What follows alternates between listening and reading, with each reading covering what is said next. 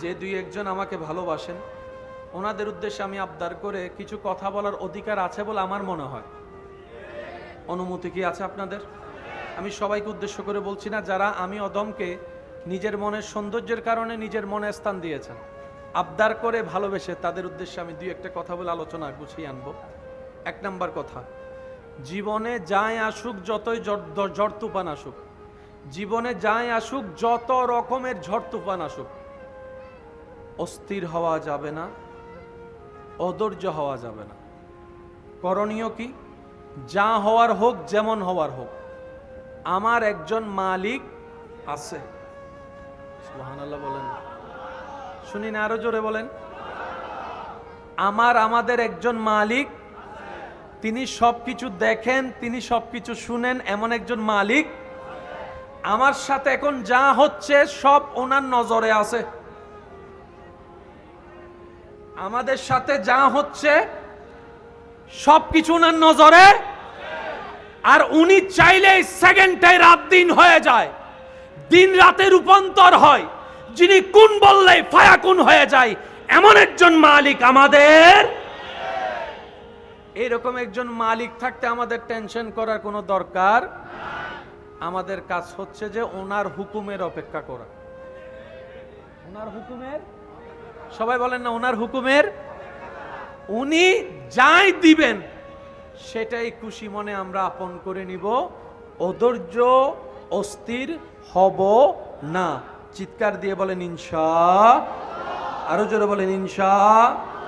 মনে রাখবেন, ধৈর্য এমন একটা নিয়ামত যেটার ফল আসবেই। ধৈর্যের ফল এটা আপনার চাচা, জেঠা, কাকা, মামা, যতই যারাই অত্যাচার করুক না কেন,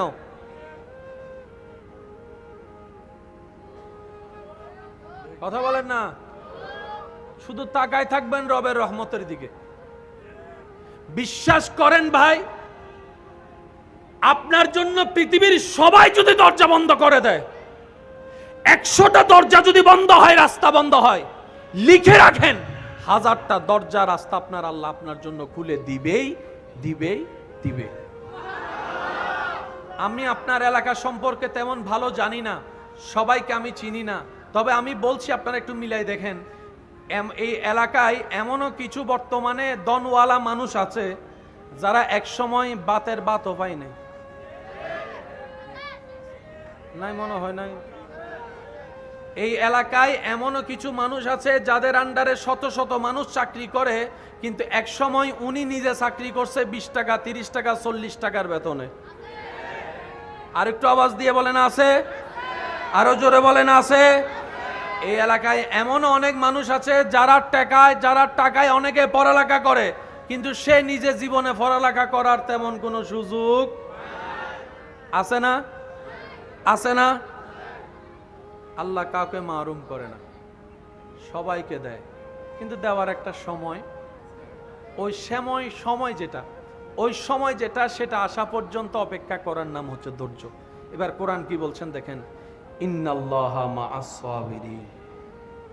বান্দা জেনে রেখো, মনে রেখো, আমি সবরকারীর সাথেই আছি।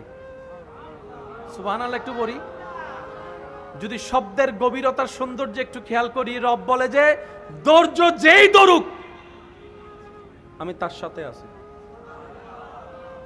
আচ্ছা, আমি আপনাদেরকে, এটা একটু কন্ট্রোভার্সি হয়ে যাবে কিন্তু বুঝার জন্য বলি, একজন নেককার মানুষ আরেকজন গুনাহগার মানুষ, কয়জন? আল্লাহর প্রিয়কে গুনাহগার না নেককার? কিন্তু কখনো যদি ওই নেককার মানুষ গুনাহগারের উপর জুলুম করে, তখন আল্লাহ কার সাথে? নেককারের সাথে নাকি গুনাহগারের সাথে? জোরে বলেন, আরো জোরে বলেন না, কার সাথে? যদি নেককার কখনো গুনাহগারের উপর জুলুম করে, রব বলে যে আমি আজকে নেককারের সাথে নাই, আমি গুনাহগারের সাথে। কারণ মজলুম যেখানে, আমি রবের রহমতও সেখানে। বলেন না সুবহান। সেজন্য যারা আপনাদেরকে কষ্ট দিচ্ছে তারা আপনাদের উপকার করছে। 1 নাম্বার উপকার, আপনাদের গুনাহ মাফ করাই দিচ্ছে। সুবহানাল্লাহ, আমি শুনি নাই তো। যারা আপনাদেরকে কষ্ট দিচ্ছে তারা আপনাদের গুনাহ মাফ করাই দিচ্ছে। দ্বিতীয় নম্বর, যারা আপনাদেরকে কষ্ট দিচ্ছে তারা আপনাদেরকে হাসরের আযাব থেকে বাঁচাই দিচ্ছে। তৃতীয় নম্বর, যারা আপনাদেরকে কষ্ট দিচ্ছে তারা আপনাদেরকে সওয়াব দিয়ে আপনাদের গুনাহগুলো নিজের কাঁধে নিয়ে নিচ্ছে। চতুর্থ নম্বর, যারা আপনাদের কাছে কষ্ট দিচ্ছে তারা আপনাদের জান্নাতে যাওয়ার রাস্তাটা সহজ করে দিচ্ছে। আচ্ছা সত্যি করে একটা কথা বলেন, এখানে যদি আল্লাহ পাক যদি কাউকে বলে তোর সারা জীবনের সমস্ত সম্পত্তি আমার নামে দান করে দে, আমি জান্নাতে একটা ঘর তুলে দিব, দান করবে কি করবে না? সবাই বলবে যে এখন লেখা নেন, এখন এখন সিস্টেম আছে না, সিস্টেম আছে না? ঠিক কি সিস্টেমটা আল্লাহ এখানে করে। এখানে অনেকের বাচ্চা মারা গেছে, আছে না? হাসরে যাওয়ার পরে বাবাও আটকাই গেল গুনার কারণে, মাও আটকাই গেল গুনার কারণে, জান্নাত পাওয়ার কোনো সুযোগ। এবার তাদেরকে ফেরেশতারা জাহান্নামে নিয়ে যাচ্ছে। হঠাৎ করে একজন ফেরেশতা এসে বলে দাঁড়াও, তাদেরকে দাঁড় করাও, তাদের হিসাব পাল্টাই গিয়েছে, তাদের রায় চেঞ্জ হয়েছে। বলে যে কেমন চেঞ্জ? বলে যে তাদেরকে জাহান্নামে নয় জান্নাতের রাস্তাটা একটু দেখাই দাও, জান্নাতের রাস্তা দেখাই দাও। সুবহানাল্লাহ, একটু জোরে বলি না, জান্নাতের রাস্তা দেখাই দাও। এবার গুনাহগার বাবা গুনাহগার মা দুইজনে ভাবতে থাকে কি রে, জান্নাত পাওয়া তো দূরের কথা, জান্নাতের গ্রান পাওয়ার অত যোগ্যতা আমাদের কাছে নাই, গুনাই গুনাহ করছি, আবার জান্নাত পেলাম কিভাবে? আল্লাহর তো কোনো হিকমত তো নিশ্চয় আছে। এবার জান্নাতের দরজায় দাঁড়ায় দেখে ছোট্ট একটা বাচ্চা দাঁড়ায় আছে। এবার সে জিজ্ঞেস করে, বলে যে তুমি কে? বলে যে বাবা আমারে চিনো নাই, আমাকে চিনো নাই। সুবহানাল্লাহ, আওয়াজ আসতেছে না? আমাকে চিনো নাই? বাবা মা বলে যে না আমি তো তোমাকে চিনছি না, তুমি কে? বলে যে আমি তোমার সেই সন্তান যে কোলে থাকা অবস্থায় আল্লাহ দুনিয়ার থেকে নিয়ে এসেছিল, তোমাদেরকে কিছুটা কষ্ট দিয়েছিল, আজকে তোমাদেরকে জান্নাতে যাওয়ার জন্য আমাকে মাসুম অবস্থায় আল্লাহ দুনিয়া থেকে নিয়ে আসছেন। সেজন্য যাদের বাচ্চা মারা গিয়েছে আফসোস করেন না, যার মাল উনি নিছে আর উনি বুঝে শুনেই নিছে। একটু বলেন না রে ভাই, সম্পত্তি দিছে কে? আবার নিয়ে যাচ্ছে কে? মালিকের যা মন চায় তা করবে, আপনি আমি বলার কে? যারা বলে তারা বান্দা নয়, আর যারা মওলার খুশির উপর খুশি থাকে তারাই হচ্ছে খাস বান্দা, যার বাস্তব প্রমাণ কারবালার ময়দানে ইমাম আলী মাকাম ইমাম হোসেন দিয়ে গিয়েছেন। সুবহানাল্লাহ। ইমাম হোসেন বলে রব পানি তৃষ্ণা লাগছে। রব বলে যে হোসেন তুমি পানি না খেলে আমি খুশি হব। আমি আর বলতে বলবো না, আপনারাই বলেন জোরে জোরে সুবহানাল্লাহ। রব বলে যে হোসেন তুমি পানি না খেলে আমি খুশি হব। হোসেন বলে, ইমাম হোসেন বলে আল্লাহ তুমি যদি খুশি হও, আমি হোসেন আজকে না আজীবনই পানি খাওয়া তো দূরের কথা, আমি স্পর্শ পর্যন্ত করব না। কারণ মওলা বান্দার কাজই হচ্ছে রবকে খুশি করা, রবকে খুশি করা, রবকে খুশি করা। আপনার কি মনে হয় ইমাম হোসেন তৃষ্ণার্তভাবে দুনিয়ার থেকে গিয়েছেন? না রে না, এক তৃষ্ণা তো পানির তৃষ্ণা। আশেকটা একটু খেয়াল করবেন, এক তৃষ্ণা পানির তৃষ্ণা, আরেক তৃষ্ণা প্রেমের তৃষ্ণা। জগৎ দেখেছে ইমাম হোসেনের গলার তৃষ্ণার কথা, জগৎ দেখেছে ইমাম হোসেনের বুকের তৃষ্ণার কথা। আরেক তৃষ্ণা সেই তৃষ্ণার আড়ালে ছিল, সেটা হচ্ছে আল্লাহকে দেখার তৃষ্ণা। আমাদের নজর হচ্ছে পানির দিকে, ইমাম হোসেনের নজর হচ্ছে হনরহম হবর জাইলর। আয় বোম মারি দিম দে বাজে আওয়াজ ছোট হইলে আরো জোর হম করিব। এক তৃষ্ণা পানি তৃষ্ণা। প্রথম দুইটো খাইলে ওরে যে শান্তি লাগে। বাদশাহ অজ্ঞ ফানি তিয়েসে মরি যার গুই হাদে মতন এক বোতল ফানি আছে, হাদে আমার হদ্দা ফানি ইন দে। বাদশাহ হাদে মা হদ্দে তোরে দিম ঠিক আছে, অর্ধক রাজত্ব তাঁরে লেহি দে, দিব না ন দিব? সত্যি করে হন দিব না ন দিব? আগে হাই লই, অর্ধক তো আছে। ফানি বেন জিনিস, ওই রকম পানি তৃষ্ণা বুকের মধ্যে লালন করে ইমাম হোসেন অপেক্ষা করছে। তারা যত দ্রুত শহীদ করার চেষ্টা করছে, ইমাম হোসেন তার চাইতে অতি দ্রুত চলে যাওয়ার চেষ্টা করছে। তারা মনে করছে আমরা মারতে আছি, ইমাম হোসেন পরাজিত হবে। ইমাম হোসেন বলে, তোদের চোখে পরাজিত হতে পারলেই তো রবের চোখে জিতে যাব। মনে রাখবেন, শয়তানের চোখে যে হারে, রবের চোখে সে জিতে। শয়তানের চোখে যে জিতে, রবের রহমতের চোখে সে হারে। এবার জগৎ দেখে ইমাম হোসেনের ডাইনে পানি, বলেন না বলেন, ডাইনে পানি, বামে পানি, সামনে পিছনে পানি, ফুরাত নদীর চারিদিকে পানি বন্ধ, চারিদিকে পানি। সবাই বলে যে ইমাম হোসেনের পানি নাই, ইমাম হোসেন এখান থেকে বসে হাউজে কাউসারের পানি দেখতেছে।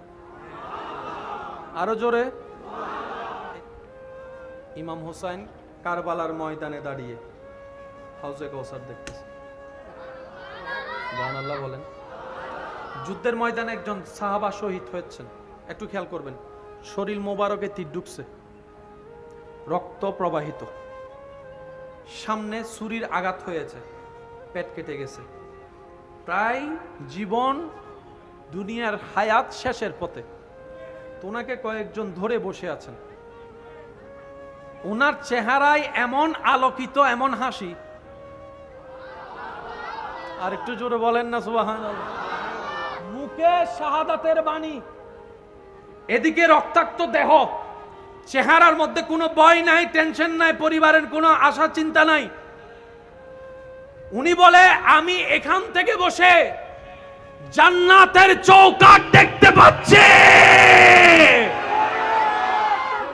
আল্লাহু আকবার।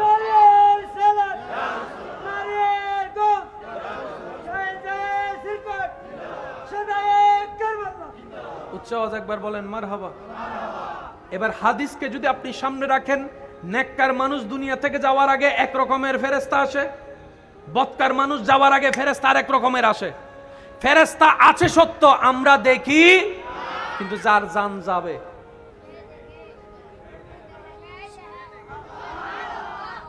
আমরা দেখি না, উনি দেখে কেন? আমরা দেখার আর না দেখার মাঝখানে একটা পর্দা আছে। যখন টাইম হয় পর্দাটা আল্লাহ তুলাই দেয়, কারণ উনি দেখলেও আর কোনো লাভ নাই, তো কারণ টাইম তো শেষ, বলবে আর কি। কিছু বান্দা এমন আছে যাদের হায়াত শেষ হওয়ার আগেই আল্লাহ খুশি হয়ে সে পর্দাটা তুলে দেয়, তাদের কলবের আলোকিত এমন চোখ হয়, ইন্না ফিল কলবে আইনানে ওয়া উজনানে, আল্লাহ চাহে তো তারা জমিনে বসে বসে আসমানও দেখতে পারে। ধৈর্য এটাকে আলোকিত করে, ধৈর্য এটাকে মজবুত করে, ধৈর্য জীবনে টিকে থাকার জন্য একটা শক্ত ভূমিকা কাজ করে, ধৈর্য জীবনের অভিজ্ঞতাকে আরো পাকাপোক্ত করে, ধৈর্য মানুষ চিনতে সহযোগিতা করে, ধৈর্য আপনাকে সামনের কদম কিভাবে দিলে সুন্দর হবে সেটা আপনাকে শিখিয়ে দেয়। সেজন্য ধৈর্য ধরলে দুনিয়াতেও নিয়ামত, আখিরাতেও নিয়ামত। আল্লাহ তাআলা আমাদের সবাইকে বুঝার তৌফিক দান করুক, আমিন। 5 ওয়াক্ত নামাজ পড়ার চেষ্টা করব, সবাই বলি ইনশাআল্লাহ। বড়দেরকে সম্মান, ছোটদেরকে স্নেহ করার চেষ্টা করব, সবাই বলি ইনশাআল্লাহ। আর মা বাবার যত পারি সেবা করার চেষ্টা করব। কার কার মা নাই একটু হাত তোলেন, যার মা নাই, মা নাই। যার বাবা নাই একটু হাত তোলেন, বাবা নাই। আল্লাহ আপনাদের সবার মা বাবা কবরের বাসী হয়েছেন, আল্লাহ তাদেরকে জান্নাতের ফুল দ্বারা সজ্জিত করুক, আমিন। যাদের মাথার উপর এখনো মা বাবার ছায়া আছে তারা হাত তোলেন। মাও আছে, আমরা মা বাবার সেবা করার চেষ্টা করব, সবাই চিৎকার দিয়ে বলেন ইনশাআল্লাহ। নিজের জীবনে পারতবশত কখনো মা বাবার সাথে বেয়াদবি, বড় গলায় কথা বলবো, মা বাবার চোখে পানি আসবে এমন কোনো কাজ করব, নিজের উপর হাজার কষ্ট হোক মা বাবার মুখে হাসি ফুটানোর চেষ্টা করব। চিৎকার দিয়ে সবাই বলেন ইনশাআল্লাহ, ইনশাআল্লাহ, ইনশাআল্লাহ।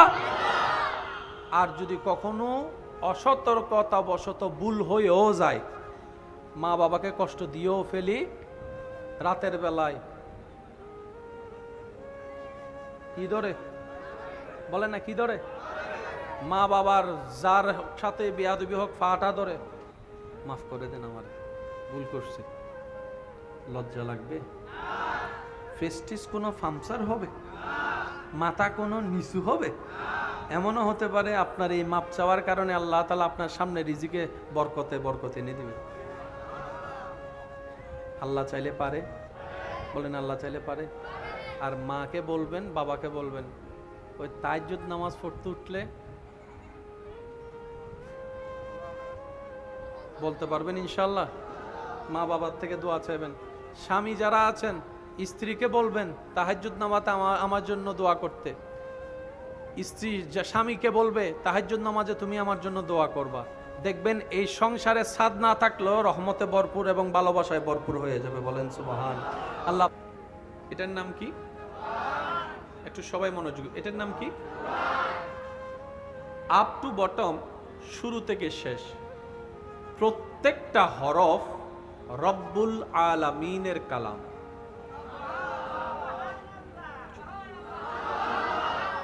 যুবকরা এমন ভাবে সুবহানাল্লাহর আওয়াজ বলেন যেন মুরব্বীদের কষ্ট করে আর আওয়াজ করতে না হয়। যুবকদের আওয়াজ একবার বলেন তো দেখি সুবহানাল্লাহ। এইরকম আওয়াজের লেভেল থাকলে দাদা নানার কষ্ট করে আর দাঁত ভাঙ্গা লাগবে? যুবকরা আওয়াজ দিয়ে বলেন দাঁত ভাঙ্গা লাগবে? ঈমানি গর্জন দিয়ে একবার বলেন মারহাবা, আবার বলেন মারহাবা। এই কোরআনের প্রত্যেকটি হরফ রবের কালাম। আমরা জানি অনেক কিছু, বুঝতে পারি না বলে উপলব্ধি হয় না। বুঝতে পারি না বলে উপলব্ধি। ভালোবাসার মানুষের দেওয়া মেসেজ চিঠির যত আন্তরিকতা, আকর্ষণ, ভালোবাসা থাকে, লেখাটা পড়ার জন্য, পড়া চিঠি যদি থেকে যায় 10 বছর পরে সেটা নিয়ে বুকে লাগায়। যেই টান, যেই আগ্রহ ভালোবাসার মানুষের লিখিত চিঠির মধ্যে থাকে, কারণ সেটা বুঝতে পেরেছে সেটা আমার ভালোবাসার, ভালো লাগার। ওই রকম টান কোরআনের প্রতি লাগে না কেন? ওই রকম টান কোরআন দেখলে লাগে না কেন? ওই রকম অনুভূতি কোরআনের আয়াত দেখলে অন্তর কম্পন হয় না কেন? আমরা কোরআনকে রবের কালাম নামে চিনেছি, দুর্ভাগ্য আমাদের রবের কালামের গুরুত্ব আমরা বুঝতে পারি না। এই কথা বলেন ঠিক কিনা? সেজন্য অনেকের ঘরে গিয়ে দেখবেন কোরআনের উপর দুল পড়ে আছে। একমত হলে বুঝে বুঝে উত্তর দেন, ঠিক না বে ঠিক? অনেকের ঘরে এমনও আছে কোরআনটা মাসের পর মাস পড়ে আছে, কেউ পড়া তো দূরের কথা, স্পর্শ পর্যন্ত করার সময় হয় না। অথচ এই কোরআনের রব্বুল আলামিন এমন ভাবে সজ্জিত করে দিয়েছেন, তিবিয়ানুন লিকুল্লি শাই। এই কোরআনকে আল্লাহ তাআলা এমন ভাবে সাজিয়ে দিয়েছেন, জালিকাল কিতাব লা রাইবা ফি। এই কোরআনকে আল্লাহ তাআলা এমন ভাবে সাজিয়ে দিয়েছেন, আর রহমান আল্লামাল কোরআন, ইয়াসিন ইয়াসিন ইয়াসিন। রব বলে কোরআনকে যদি ধরে রাখতে পারো, নবীর প্রেমকে সাথে নিয়ে আমি আল্লাহ কোরআনকে সাজিয়ে দিয়েছি এমন সুসজ্জিত ভাবে পৃথিবীর সবাই সব প্রশ্নের মধ্যে গিয়ে আটকাই গেল, কোরআন যারা বহন করবে তারা কখনো আটকাই থাকবে না। চিৎকার দিয়ে বলেন সুবহানাল্লাহ। এই কোরআনকে ধরার মতো আমরা ধরতে জানি? ধরেছি প্রত্যেকবারই হাত দিয়ে, দিল দিয়ে। যদি একমত হন একটু আওয়াজ দেন না। কোরআনকে হাত দিয়ে 1000 বার ধরেছি।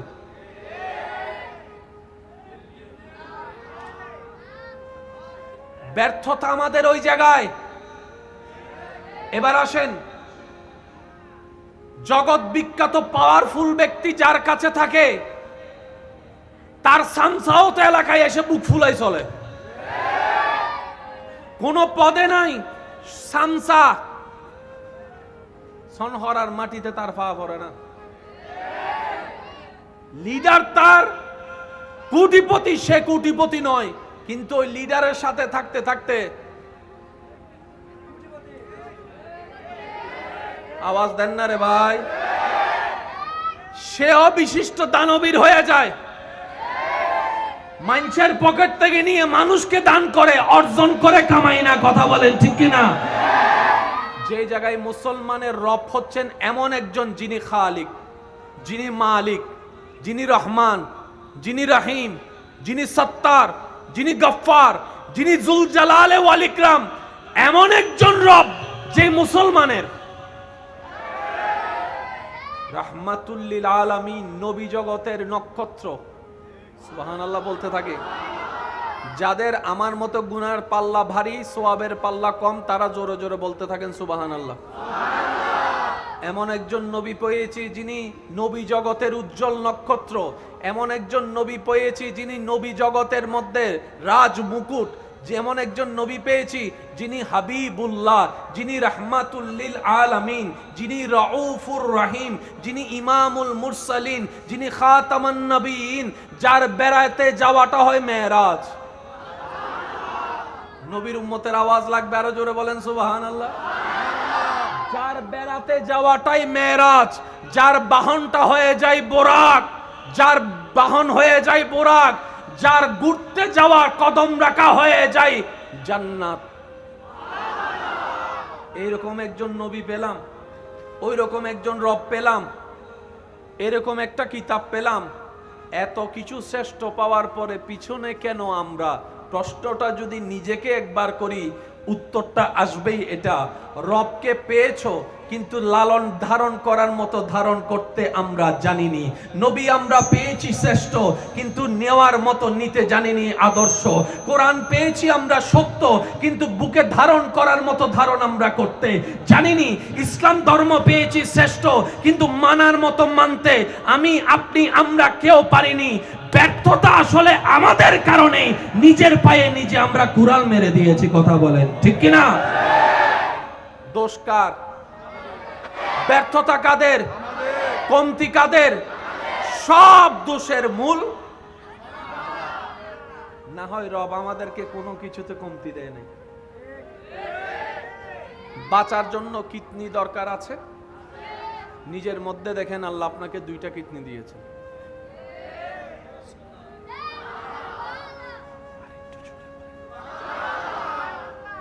বান্দা আমি 2টা দিয়েছি, তোর ঘরের মালিকও 2টা জেনারেটর দিবে না ভাড়া করে? যে একটা নষ্ট হলে আমার কাস্টমাররা কষ্ট পাবে, আরেকটা দিয়ে দিলাম স্পেয়ার, দিবে না? আমি রব দিয়েছি 2টা কিডনি, সুন্দরভাবে তাল মেলে 50-50 চলবে।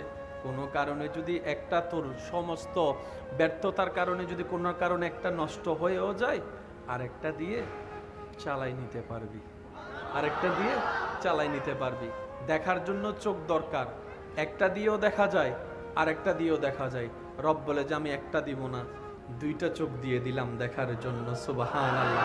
বান্দারে, শোনার জন্য কেউ তোরে ডান থেকে ডাকবে, কেউ তোকে বাম থেকে ডাকবে, কেউ তোকে সামনে থেকে ডাকবে, কেউ পিছন থেকে ডাকবে, কেউ কর্নার থেকে ডাকবে। কোন দিকের আওয়াজ আসলে কোন দিকে তাকাবি সেটা শোনার জন্য কানের দরকার। আমি রব তোকে 2টা কান দিব, একটা দিব না। এক সাইডে শুনবি আর এক সাইডে শুনবি না আমার বান্দা, তা হতে পারে না বান্দা। তোকে আমি কানও 2টা দিয়ে দিলাম। সুবহানাল্লাহ। পাও তোকে 2টা দিলাম, হাতও তোকে 2টা দিলাম। বান্দারে, স্পেয়ার করে আমি এমন ভাবে তোর ভিতরে দিয়েছি যাতে তোর এই গুনাহ কোনো কিছুর মধ্যে কমতি জিনিসটা অনুভব না হয়। আমি রব আহসানুল খালক তোকে সুন্দরভাবে সজ্জিত করে দিয়েছি। বলেন সুবহানাল্লাহ। আসেন, দাড়ি পাল্লার নিয়ম কি? যতটুক জিনিস ততটুক, এটাকে কি বলেন আপনারা? বাটকারা। বাটকারানি বলেন না? হর ওই তারা কি? শিল বাটকারা, শিল বাটকারা। এদিকে যদি 50 কেজি হয়, এদিকে থাকবে 50 কেজির শিল, তখন কাটা হবে। একটু সবাই বলেন কাটা হবে। 50 কেজি ওলা চাউল, এদিকে যদি 40 কেজির শিল হয়,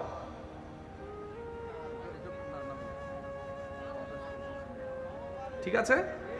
বরাবর মিল, কাঁটাও বরাবর মিল। আল্লাহ তাআলা কত চমৎকার ভাবে মানুষ সৃষ্টি করেছেন। আর একটু জোরে।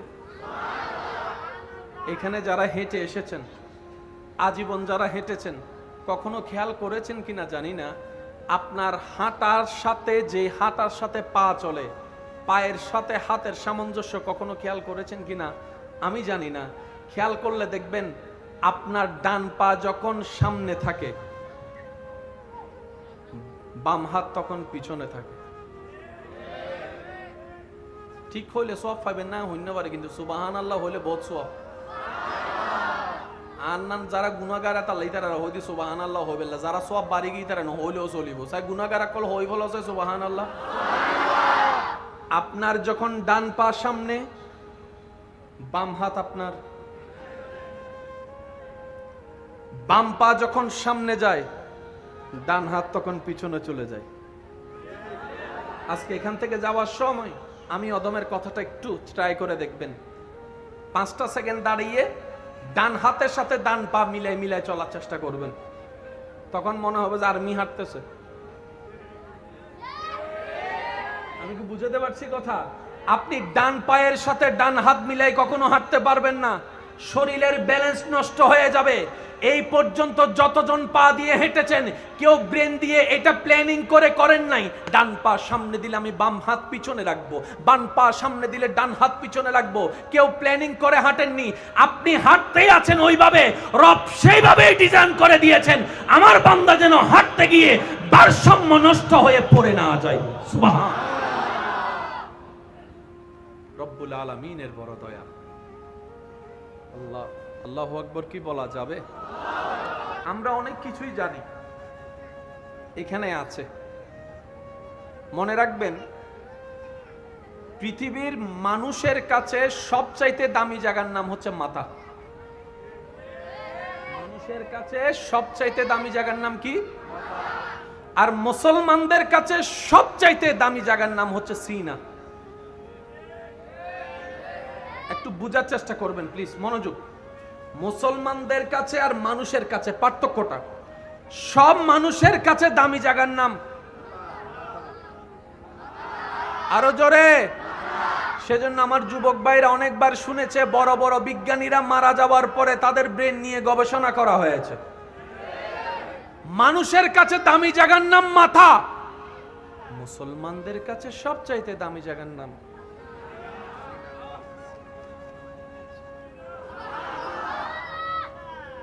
পৃথিবীর সাধারণ মানুষ যা স্ট্রোক করে সব এইখানে করে,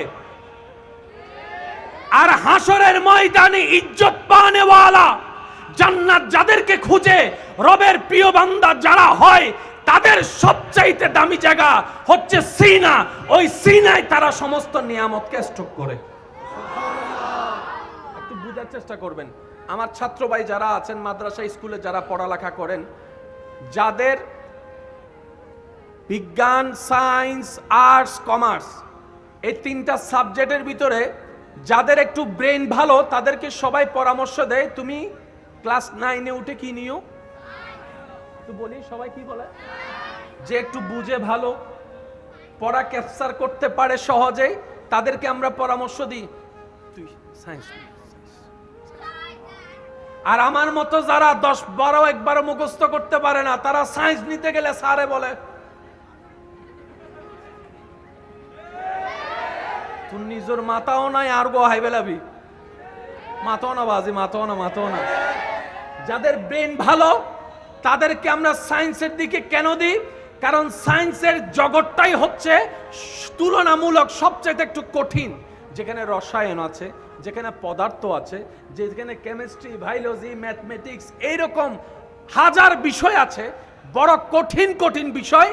যারা ব্রেন দুর্বল তারা এই বিষয় নিয়ে কখনো আলগাতে পারে না। আর যাদের ব্রেন ভালো তারা এগুলা পড়তে পড়তে বড় বড় ডাক্তার হয়েছে, ইঞ্জিনিয়ার হয়েছে, পাইলট হয়েছে, বড় বড় বিজ্ঞানীরা হয়েছে। কথা বলেন ঠিক কিনা? পৃথিবীর মানুষরা সমস্ত কিছু স্ট্রোক করে কোথায়? ব্রেইনে।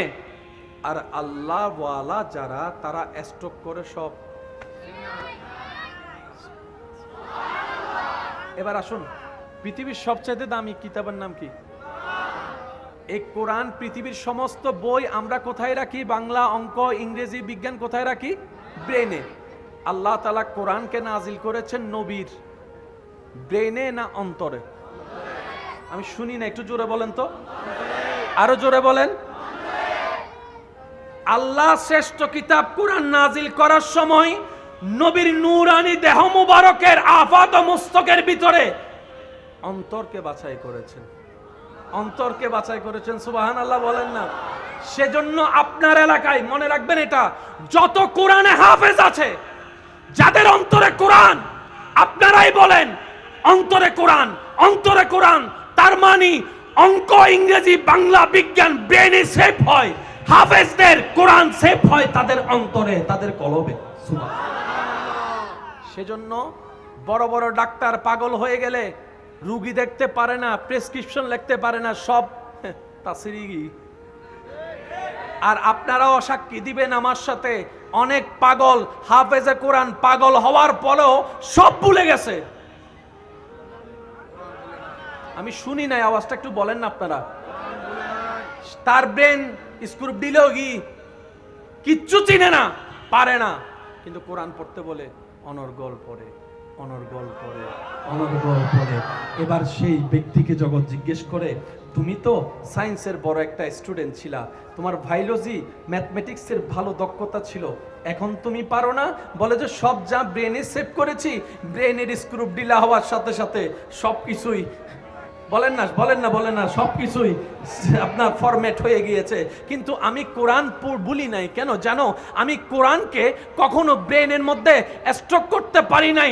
রব বলে যে পৃথিবীর সব জ্ঞান ব্রেনের মেমোরি কার্ডে থাকবে, আমি আল্লাহর কোরআন ক্যাপচার করার মতো ক্ষমতা ব্রেনের নাই, সেটা একমাত্র কলবের মধ্যে আমি আল্লাহ দান করে দিয়েছে। সুবহানাল্লাহ।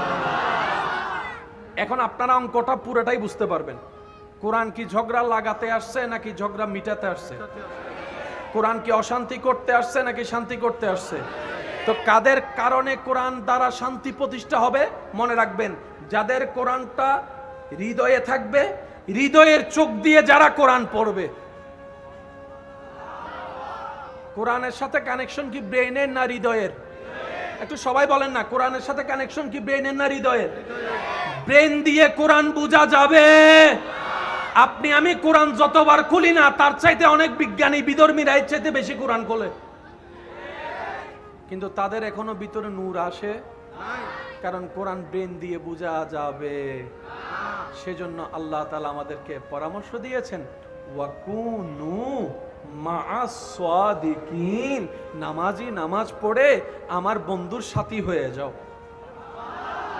সুবহানাল্লাহ, আরো জোরে বলতে হবে। রোজাদার রোজা রেখে আমার বন্ধু প্রিয় মানুষ তালাশ করে তাদের সাথী হয়ে যাও। রব তোমার প্রিয় বান্দা কারা? তোমার প্রিয় বান্দা কারা? রব বলে যে যাদের সিনা আলোকিত হবে তারাই আমি রবের প্রিয় বান্দা। এই দুইটা কথা মনে রাখবেন। মানুষের দামি জায়গার নাম, এটা ভুলে গেলে হবে না। মানুষের দামি জায়গার নাম, মুসলমানদের দামি জায়গার নাম। সারা দুনিয়ার মানুষ আলোকিত করবে মাথাকে, মুসলমানদের আলোকিত করা দরকার সিনা। মাথা আলোকিত হলে সিনা আলোকিত হয় না, কিন্তু সিনা যদি একবার আলোকিত হয়ে যায়,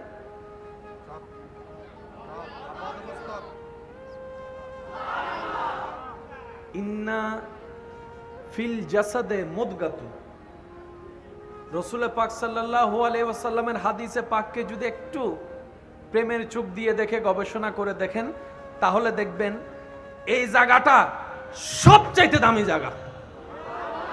আচ্ছা,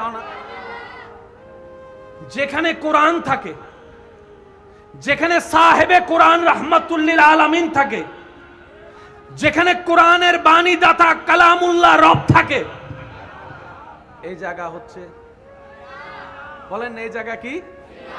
সেজন্য মনে রাখবেন, নামাজ যতক্ষণ আমরা পড়ি, নামাজ পড়ে যে বেতনটা আমরা পাই সওয়াব, সেটা আমরা জমাই কোথায়?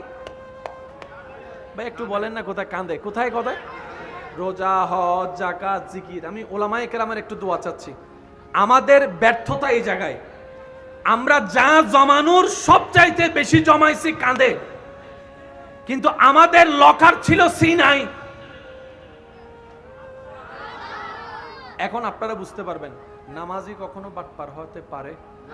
আপনাদের ঈমান যেটা বলে সেটা একটু বলবেন। নামাজি কখনো বাটপার হতে পারে? নামাজি কখনো সুদখোর হতে পারে?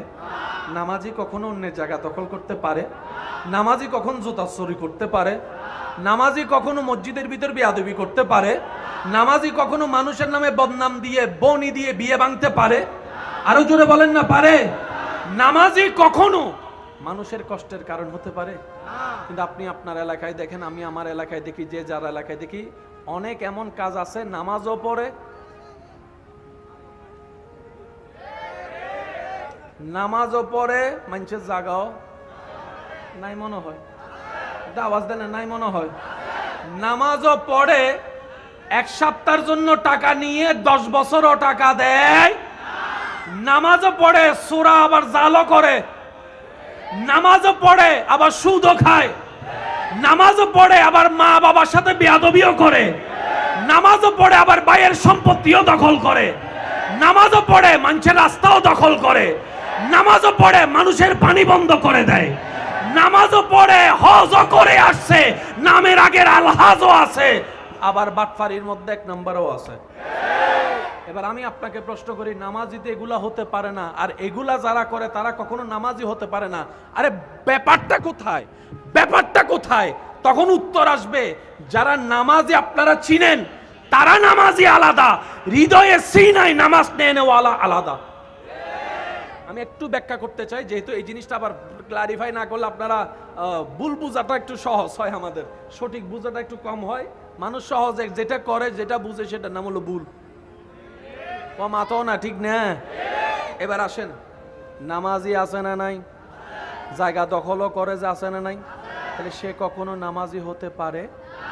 সে কি নামাজ পড়ে নাই? পড়েছে। এই নামাজ পড়ে নিয়ামতটা কোথায় রেখেছে? বলেন না কোথায়? আরো জোরে বলেন কোথায়? কিন্তু রাখা দরকার ছিল। বলেন, রাখা দরকার ছিল। এই জায়গায় আমরা ভুল করছি, বুঝতে পারছি? আমাদের করা দরকার ছিল এখান হয়ে, এখন আমার সাথে সাথে যদি কষ্ট না হয়, যাদের শিকার আগ্রহ আছে তারা একটু আমাকে রিপ্লাই দিবেন। মনোযোগ আছে সবার ইনশাল্লাহ? আর বলেন, গুনাহ হইছে না সওয়াব? জোরে বলেন, গুনাহ হইছে না সওয়াব? এই সওয়াব জমে কোথায়? আমার আপনার সবার ডান কাঁধে যে ফেরেশতা আছে, ওনার কাজ হচ্ছে কি লেখা? সওয়াব লেখা। লা ইলাহা ইল্লাল্লাহ পড়েছি, সেটার সওয়াব ডান কাঁধের ফেরেশতা লিখেছে। এবার বলেন, লা ইলাহা ইল্লাল্লাহর ভিতর একটা নূর আছে না নাই? কোরআনের ভিতর নূর আছে না নাই? আওয়াজ আরো বড় লাগবে, নূর আছে না নাই? রুকুর মধ্যে নূর আছে না নাই? সিজদার তাসবির মধ্যে নূর আছে না নাই? ওযুর মধ্যে নূর আছে না নাই? সূরা ফাতিহার মধ্যে নূর আছে না নাই?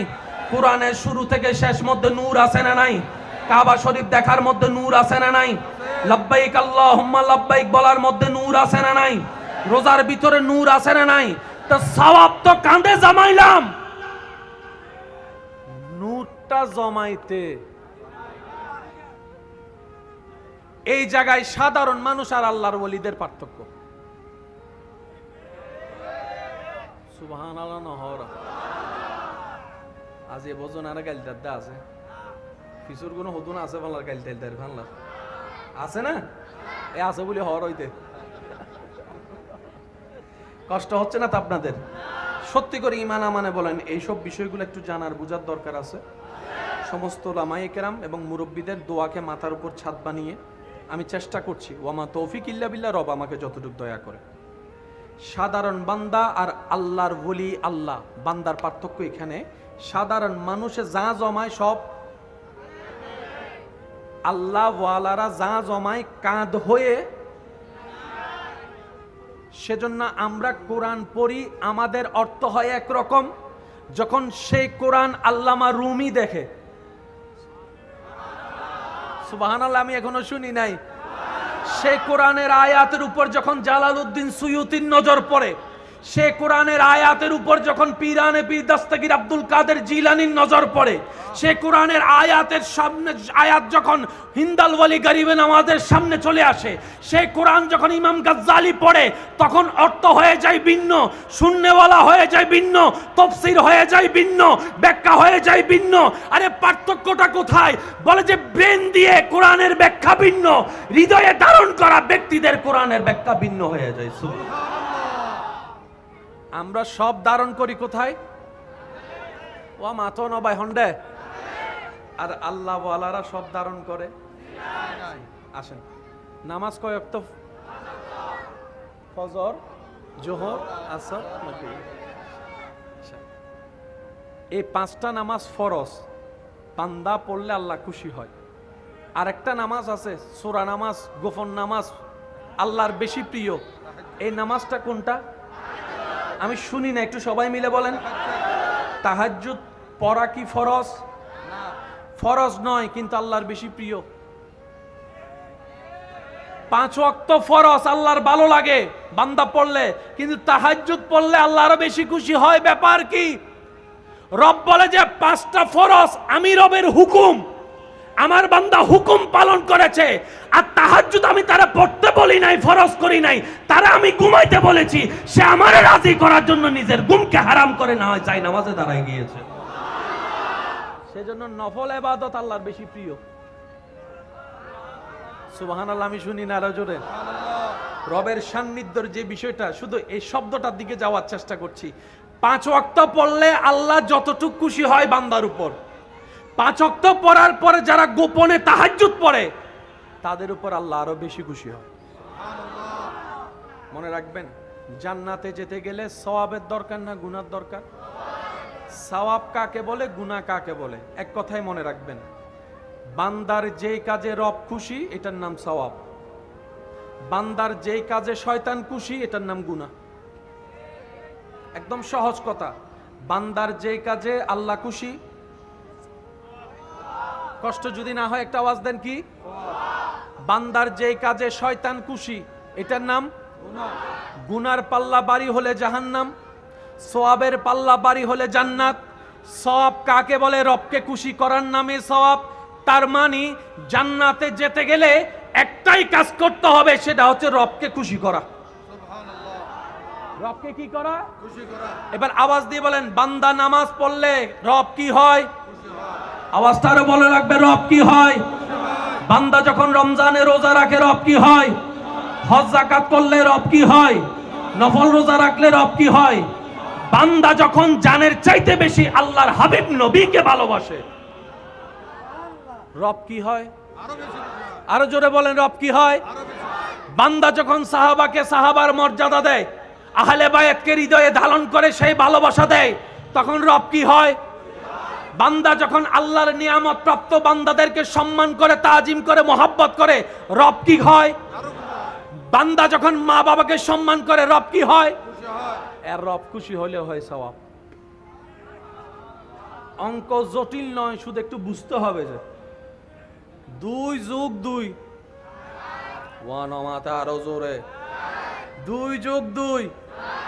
এই অঙ্ক যত সহজ, এর চাইতে আল্লাহ ইসলামকে সহজ করেছে। ইসলামকে বেজার লাগাইছে, কিন্তু ইসলামে না। এই দোষী না নহদ্দ সব ডাইরেক্ট শুভ গিয়ে আরো জোর অহম পরিব দোষার বেজার লাগাইছি, ফেঁস লাগাইছি, গুতাগুতি করছি। ইসলামের মধ্যে বিন্দু পরিমাণ কোনো বেজাল। আল্লাহ পাক আমাদের সবার সিনাকে আলোকিত করুক। আমিন। কি চমৎকার ভাবে আল্লাহ ইসলাম সাজাইছেন, কিভাবে বুঝাই ভাই আপনাদেরকে।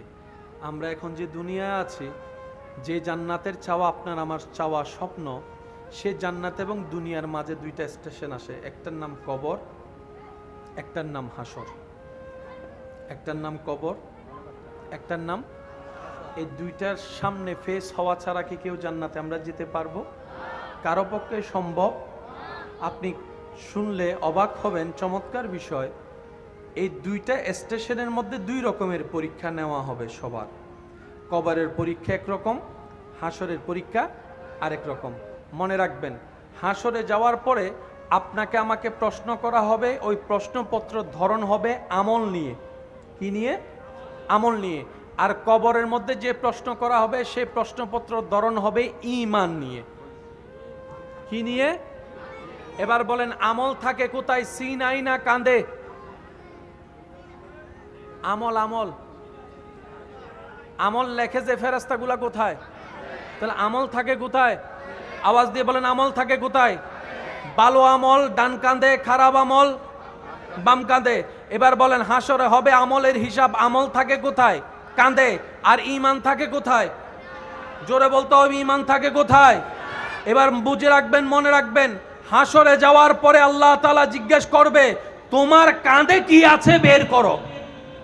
কবরে যাওয়ার পরে জিজ্ঞেস করবে তোমার অন্তরে কি আছে। এই অঙ্কটা একটু মাথায় রাখবেন। কবরে জিজ্ঞেস করা হবে সিনায় কি আছে, হাসরে গেলে জিজ্ঞেস করা হবে কাঁধে কি আছে। এবার বলেন, ভালোবাসা কি কাঁধে থাকে না সিনায়? আওয়াজটা একটু জোরে বলতে হবে। ভালোবাসা কি কাঁধে থাকে না সিনায়? আদব কি কাঁধে থাকে না সিনায়? মহাব্বত কি কাঁধে থাকে না সিনায়? সেজন্য বলা হয়েছে লা ঈমানা লিমান লা মুহাব্বাতা লাহু লা ইউমিনু আহাদুকুম হাত্তা আকুনা হাব্বা ইলাইহি মিন ওয়ালিদিহি ওয়া ওয়ালাদিহি ওয়ান নাস আজমাইন। আমার ভাইয়ের যে তাকদীরের মধ্যে তেলাওয়াত শুনেছেন, ইন কুনতুম তুহিব্বুনাল্লাহ ফাত্তাবিউনি ইউহিব্বুকুমুল্লাহ, সমস্ত কিছুকে অ্যানালাইসিস করে দেখবেন নবীর ভালোবাসার প্রতি আল্লাহ যে তাগিদ দিয়েছে। আল্লাহ বলে আমার নবীকে সিনায় রাখবা। বলেন না সুবহানাল্লাহ। নবীর স্থান মানুষের, আওয়াজটা একটু বড় করে দিতে হবে, নবীর স্থান উম্মতের সিনায়, আল্লাহ পাকের স্থান বান্দাদের সিনাতে। কবর পার, কাঁধের হিসাবে জান্নাত হলে, নেক আমল হলে হাসর পার হয়ে যাবে। বলেন না সুবহানাল্লাহ।